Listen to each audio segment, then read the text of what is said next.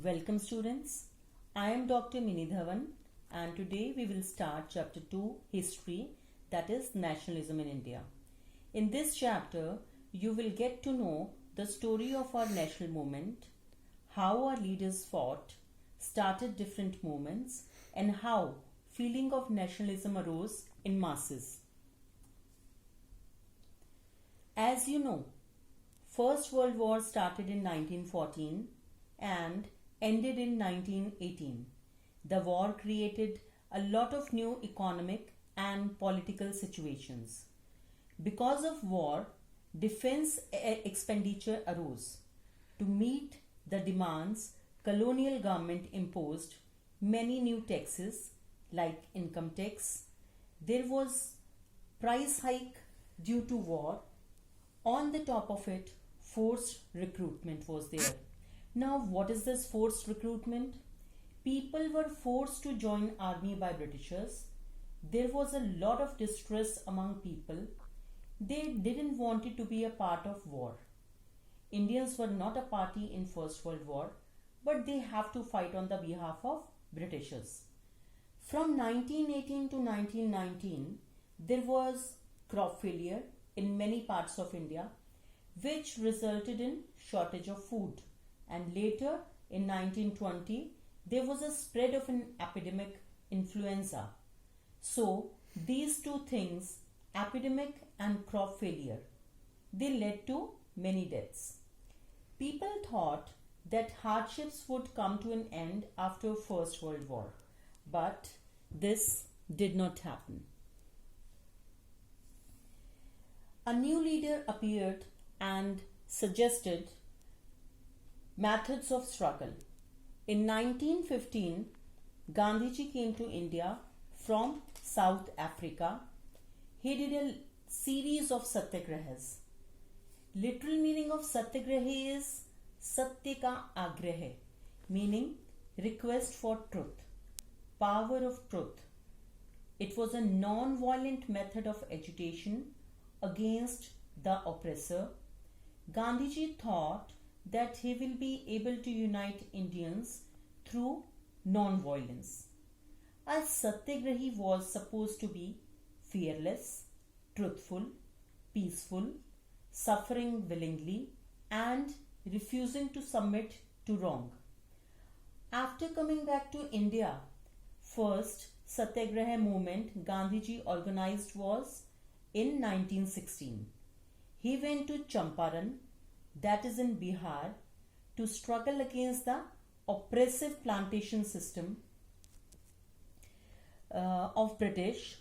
Indian peasants were forced to grow indigo and it resulted in turning the land barren. Later their demands were sanctioned. Second experiment was done in 1917 in Kheda district of Gujarat. With the occurrence of famine and spread of influenza epidemic, farmers were unable to pay land revenues. As a result of this satyagraha, their recovery was waived off. The third satyagraha was held in 1918. Cotton mill workers in Ahmedabad were protesting for better wages. As a result, Britishers increased the wages along with reforms in working condition.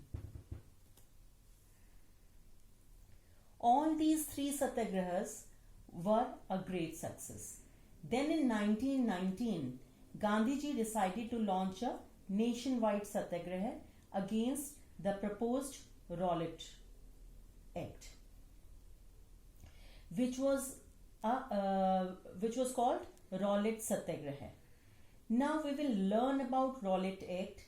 This act was very harsh and also called Black Act. See children, it is very easy to learn timeline as the years were consecutive. In 1915, we have seen that Gandhiji he returned to India. In 1916, next year, Champaran Satyagraha. In 1917, Kheda Satyagraha. In 1918, Ahmedabad Satyagraha. In 1919, Khilafat Movement, Rowlatt Act, Rowlatt Satyagraha and Jallianwala Bagh Massacre. all these incidents took place in 1919. So it's very easy to remember because it's all consecutive, 1915 to 1919. Now we will talk about Rowlatt Act. Rowlatt Act was very harsh and it was called a Black Act. Rowlatt Act was an oppressive act introduced by British government. It gave enormous powers, means a lot of powers to repress political activities and allowed putting prisoners to jail without any trial for 2 years. Gandhiji reacted very sharply against this unjust law, and in April he started this movement with hartals and strikes and fast. Rallies were organized in various cities, workers went on strikes, and shops also closed down.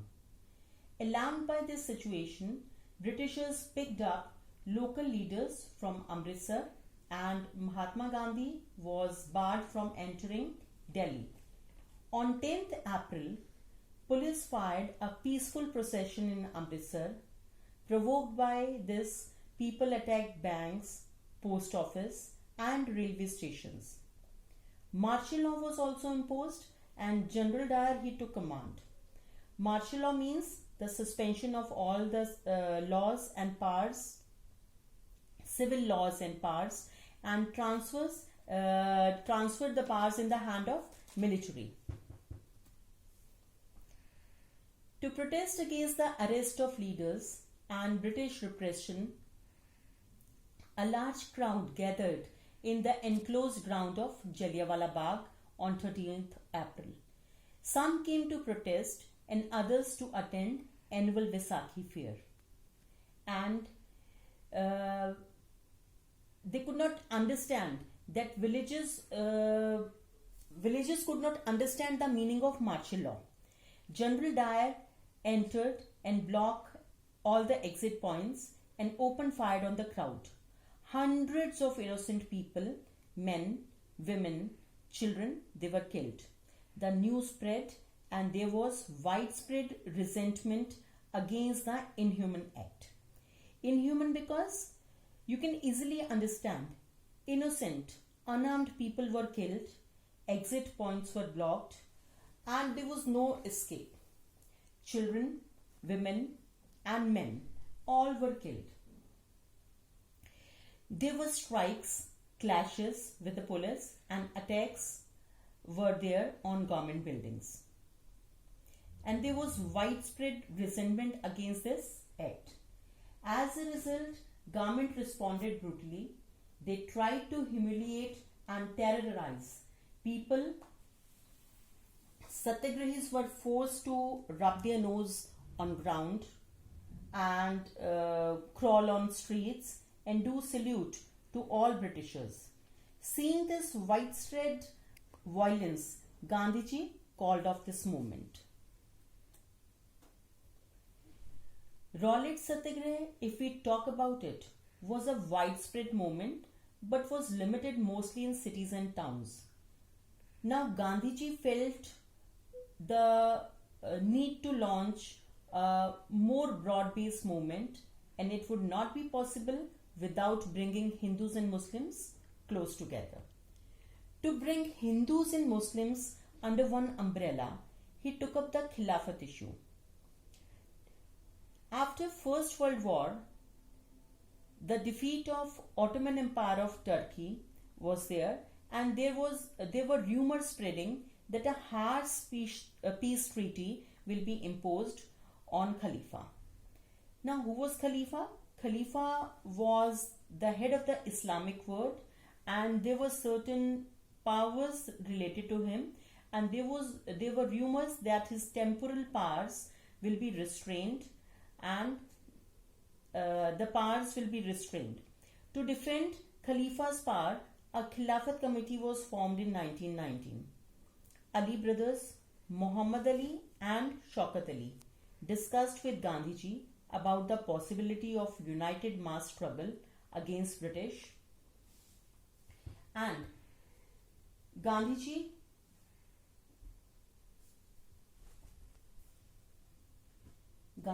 helped them. Today we studied about the effects of First World War, Khilafat movement. I suppose you must have understood. That's all for this video. In my next video, I will take up non-cooperation movement, and till then, keep practicing, keep learning.